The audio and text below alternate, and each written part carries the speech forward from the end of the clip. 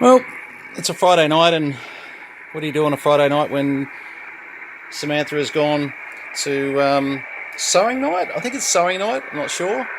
Sewing night, I think so.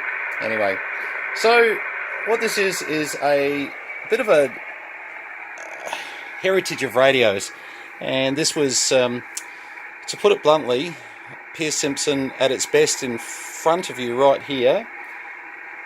Pearce Simpson Bengal at its worst in front of you here, and then they slightly improved because they took on a bit of a uniden type of role by going to the very president looking radio. So now anybody that's looking at this Bengal Mark II, don't be confused. Yes, you are correct, it's a Wagner, absolutely. And they used a, testing me, it was like a UPD 851 or something. Over here, I think they went to a MB 8719, but don't maybe hold me accountable on that one. But the ever reliable, and the reason I say, just let me turn that down, reason I say, and let me just sort of put us onto, my mate Bill helped me out with this. Look at this, radio switching Bill. This is care of Bill, my mate. I can go radio to radio. This was the most reliable radio on the planet, and the reason was because it was a cybernet O2A chassis. It was simple, it was easy, anybody could tune it, anybody could fix it. It's one of probably the most well-known chassis that are out there. When they went over to the over to the Wagner-based UPD 851, and I'm pretty sure that's the PLO. It's so we don't use it much, to be honest. This was a bit of a mess.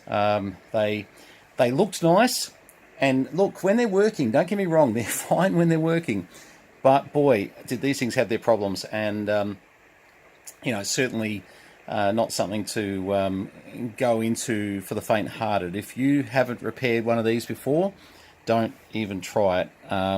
The information on them is a little bit average at best, whereas your Super Bengal Mark III, which this one's just got the matching speaker for as well. Look, if you've worked on uniden gear before, follow the circuit, check voltages, yada yada yada, fairly sort of simple design. So reasonably, not too bad. Bloody hard. Any person with a soldering iron and a multimeter should be able to fix. So let's go over to, I'm just going to do a couple of sort of little shows of what they do.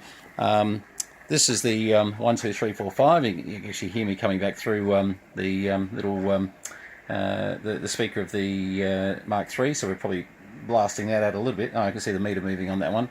As you can see over here, we're getting a bit of activity on that meter. But these were hello tests. As you can see, 30 channel 35, 12 watts of power, quite legal. Maybe just a tad over, to be fair. I just see that peaking a little bit there. But very, very easy radio, and quite seriously, a very, very nice radio. When you looked at it cosmetically, it never really turned you off in any way, shape or form. This is actually the correct microphone for it. Riley went and stole me one of these. I needed to have a few microphones just for having a bit of a play around.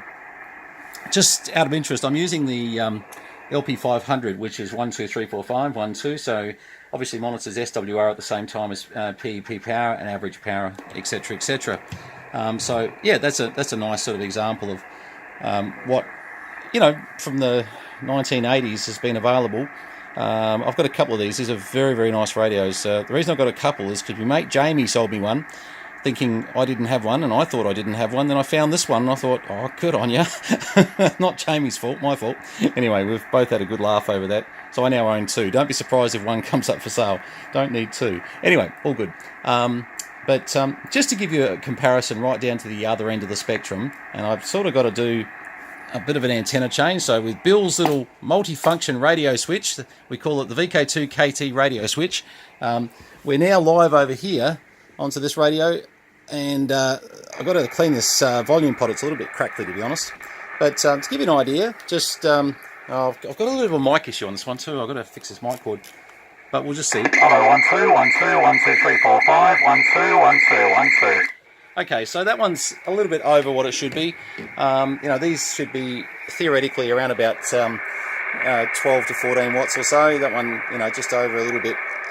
But as you're sort of seeing, they're a nice looking bass. The Mark III and the Mark I were almost my favourites. I've got a little issue on this one at the moment, which I've got to sort out on the transmit. If I was to transmit on that right now, you would just say to me, why is that so furry? And I'd say because it's a Wagner.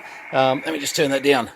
Yeah, it's simple. It's because inside is not really a Pearce Simpson anything. It's a Wagner. And we bought these Wagners in at Jensen Electronics many, many years ago. And then we were introduced to the Super Bengal Mark IIs. Now, somewhere in that time, all of us have lost our service manuals, circuits and bits. Actually, since then I've got a circuit, so that's thank God. But they were a bit tragic. So, as I said, when sorted, they're a nice, impressive looking bass, and no problems when they're going perfectly. But as I said, at the moment you'd hear a very furry audio, which that'll be my job over the next few days. And isn't it funny? All these have come straight out of just being held in storage. And after my comments on the whole three, guess which one doesn't work properly? Aha! And I tell you what, I almost expected it. I know that sounds terrible, but I did. I just thought I would. And I'll get you in a little other secret. You've got the up-down of the time adjust on here. See how that's working perfectly at the moment? Slow, fast. Trust me, I wasn't doing that before. So we've got a little one to sort out there too, because it's got a little intermittent. So if you're chasing something, reliable in radio, and you want something that's going to just keep working, not bad over here. But this is my favourite, because this comes in every shape and form, no matter what you want. If it's a Sound 4, if it's a Carina, if it's a Tedalex, I could go through so many different names, and you know them all. The truth is that this cybernet chassis is the one that just absolutely, every time you pick up that microphone and go, oh, hang on, just before I pick up the microphone, maybe put the antenna, radio switch over. It's on the antenna switch at the moment, but the radio switch is now over, and look at that. Every time you pick up the mic, it actually works. And they're a nice looking meter array on them. They're just so nice and old-fashioned. I know old-fashioned is probably the wrong word, but these were just a beautiful radio. And as you sort of look at this one, this is definitely a nice, what you'd sort of love to have, because of the fact that the front has, not been too battered around. Actually, I think the front's beautiful in this. And the top cases are pretty good on it as well. But yeah, not bad.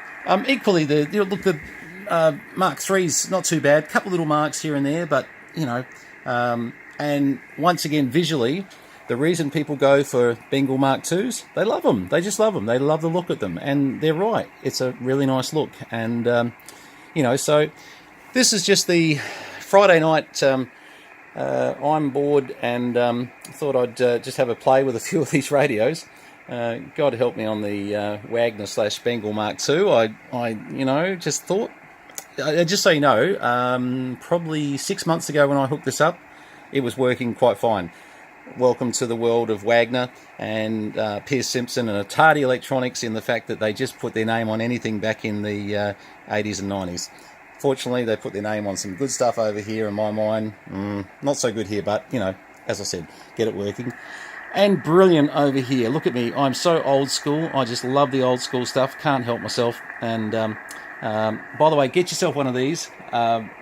Absolutely fantastic for testing. They just really are a superb piece of equipment. I could go through a lot of other different screens that they do, because you can really monitor quite a bit as you're going through with these. And let's have a bit of a look here. If I can just bring mode over, and we can have a look at 1 2 3 4 5 1 2 3 4 5. As you see, a little bit of flat top there, just 1 2 3 4 5 1 2 3 4 5. But that's essentially my watt meter, but it's a little more than just a watt meter. 1, 2, 3, 4, 5, 1, 2. Oh, I got the wrong. No, I won't change that, but yeah, I'd have to move the graph over there. But this is a really, truly nice piece of equipment because you can just pick it up and go 1, 2, 3, 4, 5, and very quickly just flick over and say, how are we actually looking here? 1, 2, 3, 4, 5. Are we rounded? Are we flat topping? 1, 2, 3, 4, 5, 1, 2, 3. And not too bad, the envelope on that. And once again, it's the old PLL O2A, the one we love so much. And anybody accuses me of being biased, you're 100% correct. I love PLL O2A chassis gear, cybernet gear. Maybe it is keeping it simple, but very, very easy to do anything to. Okay, anyway, this has been a bit of a Friday night while Samantha's at the sewing club. I've at least got a chance to show you the, I suppose, the heritage of what Pearce Simpson were doing. And well, Hatadi Electronics, never confuse the fact that Hatadi Electronics were pretty much branding, as you'll see, here you've got Super Bengal. Now, this is not Hatadi Electronics, but have a look what happens. All of a sudden, Hatadi get their name on here, and Hatadi suddenly branding their name over here as well. And this is what sort of did happen. Hatadi became they were the importers. That's all they were, and they were able to put their name on it, a little bit like Dick Smith did with Dick Smith Hornets. And so, you know, they weren't doing something that was unprofessional. Everybody was doing it back in the 80s and 90s. Everybody wanted to, you know, have their name. Even Kmart sold Carina, and you know, you had your Sound 4s, and you had, look, there was just everybody getting in on it. But guess what? All those names I just mentioned, they're one of these. That's all they are. Okay, 73s to you. All the best, and hopefully your Friday night's been a bit more exciting than mine, but it's okay. I don't mind having a bit of a play every now and again, and certainly expressing my views on O2A chassis, which obviously is very biased, and certainly I do love them. All right, well, I'll leave you with that one, and I'm going to say goodbye by making a bit of a noise and say 73s, and all the best to you. Cheers, guys. Have a good one.